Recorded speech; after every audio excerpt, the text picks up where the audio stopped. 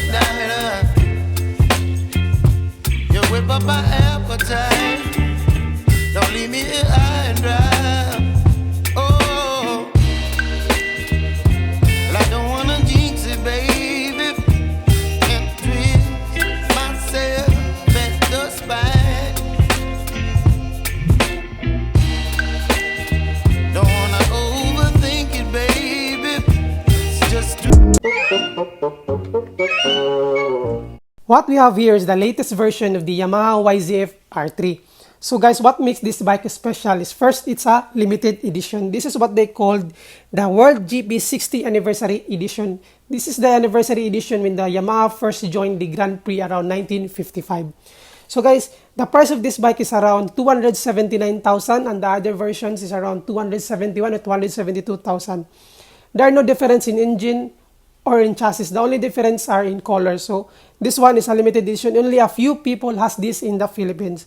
So before we start, let's just appreciate the beauty of the YZF Yamaha R3. Let us appreciate the beauty of the Yamaha YZF R3. The quality of plastic is very nice, very expensive, very Yamaha-like build. So guys, if you're wondering why does it has a hole in the middle, the purpose of that hole is extra airflow going to the radiator. So that's an added bonus points to help you or to have the confidence that your engine will never overheat even in the midst of heat. So again, that's a very nice added sports line. One thing I love about the Yamaha R series is how they maintain all their design with this signature look here. You can see here that all of their R series starting from R15, R3, R6, R7 towards R1, they all have a shark fin on their gas tank. So that makes their bikes look more aggressive. You couldn't tell if it's an R15 or R3 because they have the similarity of design. If you're wondering why does it has a space in the middle, that's the purpose of that is when you do an attack position, you can put your helmet there for less air drag and extra aerodynamics. So the Yamaha R3 has a 321cc 2-cylinder parallel liquid-cooled 4-stroke 4 valves dual overhead cam 6-speed transmission. So 4 valves each cylinder, a total of 8. If you're wondering if a 321cc is fast enough, let me tell you something about it. The top speed of this bike is 188 to 195 depending on your weight. So again, for 321cc, it's a very fast bike. Another thing that makes the Yamaha R3 special is they used a forged alloy piston, strongest in the market. So again, it's a quality build.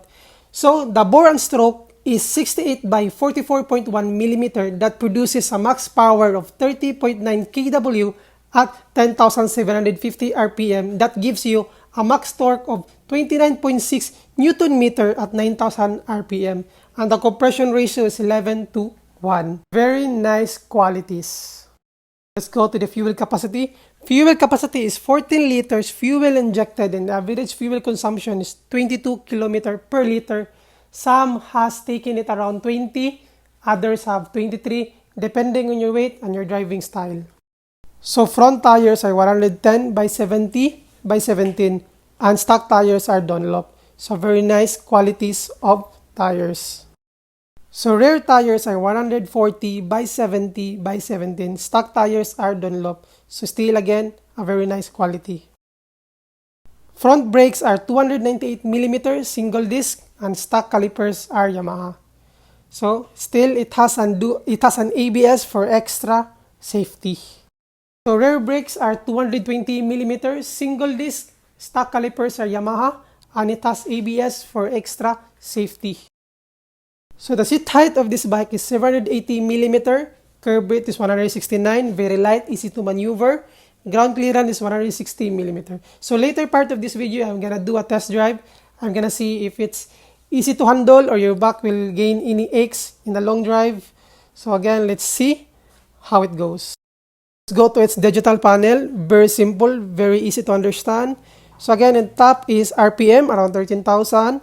Gear indicator, temperature, and the bottom is time. To the left side is odometer, fuel, and speedometer. So let's go to the indicator. So neutral, check engine, ABS, signal lights, turning indicator, and hazard. It has hazard.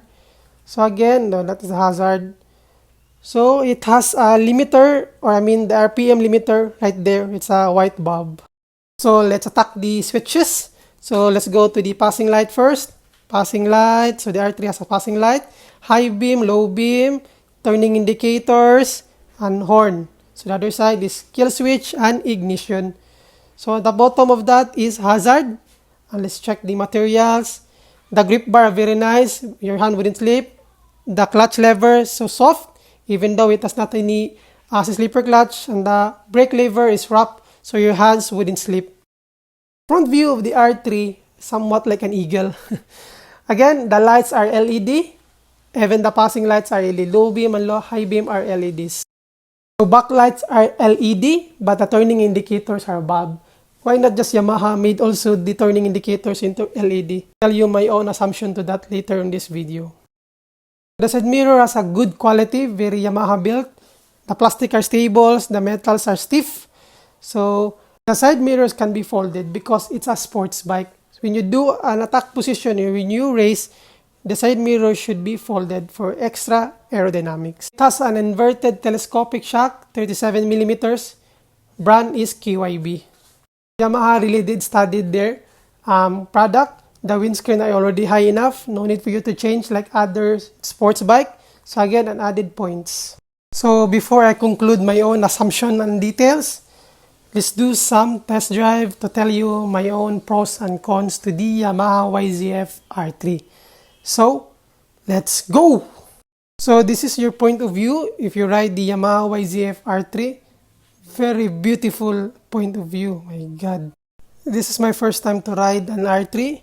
So let's try. Oh, wow, very light.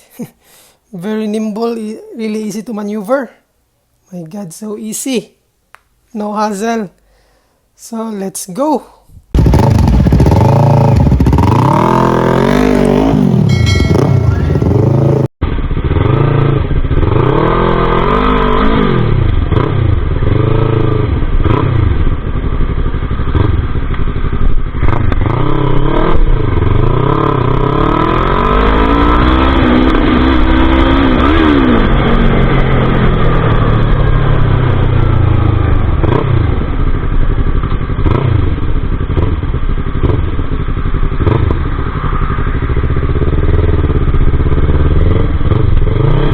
Highway so we can test the full power, the full potential of the bike.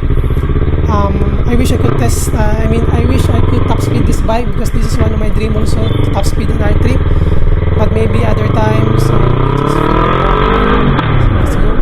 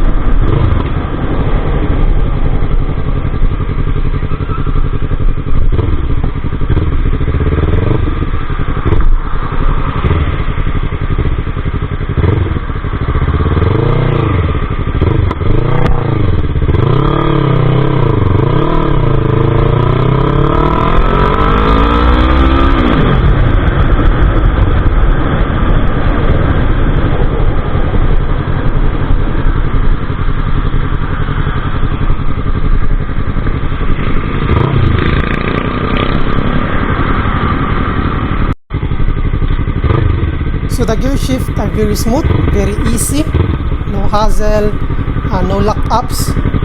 Foot pegs are nice, sounds very good, engine sound nice quality. The clutch lever are smooth.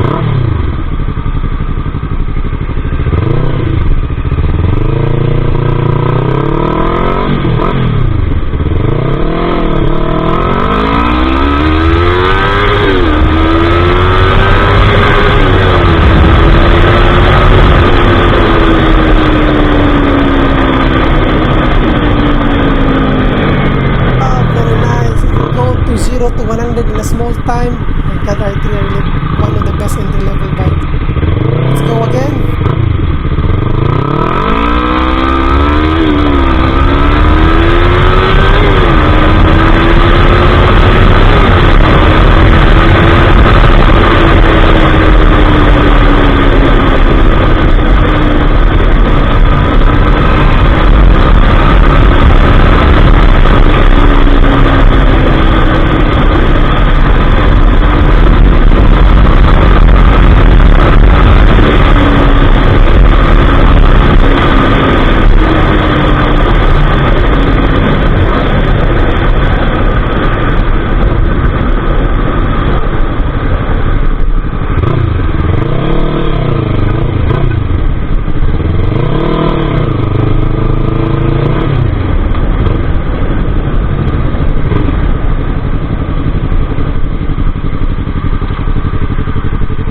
And look at the view of your cockpit.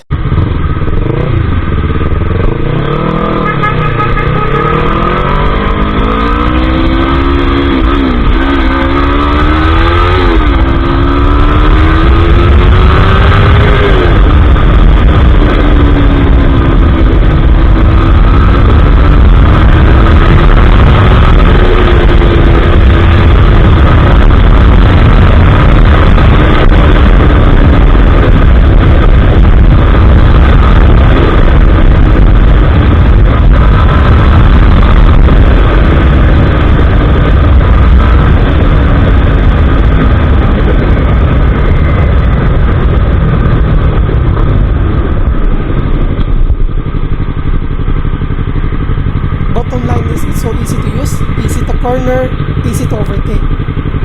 It's a Yamaha.